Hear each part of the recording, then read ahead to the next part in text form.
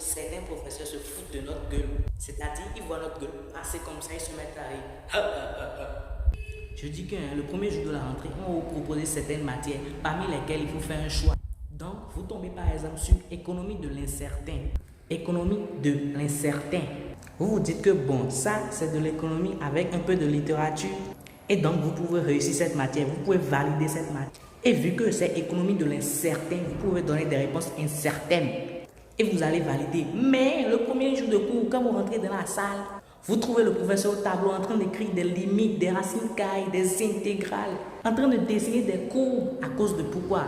Mais professeur, c'est ton domaine. Est-ce que c'est ton domaine? Mais vous camouflez le contenu des matières avec des noms incertains. Et puis ça c'est 1, de 2, il y a composition, tu révises, tu te prépares et puis tu abandonnes tes jeux. Et tu révises et tu viens te poser le jour de la composition là en salle. Et on te donne l'épreuve. Exercice 1, rien.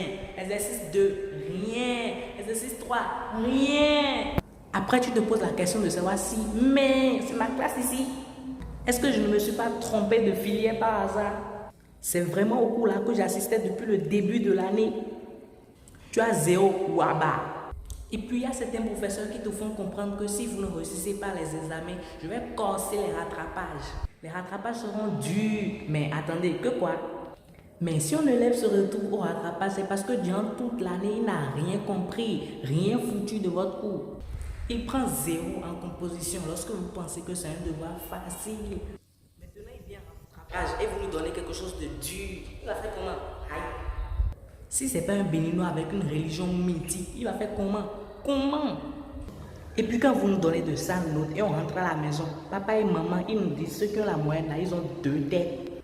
Papa, maman, ils n'ont pas 2 têtes parce qu'on les voit. Mais certainement parce qu'ils sont complices avec le professeur, ils ont la moyenne. Et certainement, ils ne sont pas nés de la même manière que nous. Peut-être on les a tirés, le pied est sorti avant la tête. Mais moi, je ne comprends pas quoi. Si ce n'est pas dans vos têtes, à vous les professeurs, que Satan se brosse les dents, vous allez vous calmer. Et ne pas nous compliquer la vie. Il y a même ceux-là qui viennent nous surveiller lors du devoir. Tu tournes un peu la tête, ils te regardent.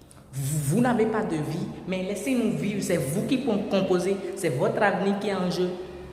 Mais dis donc, tu n'y en as.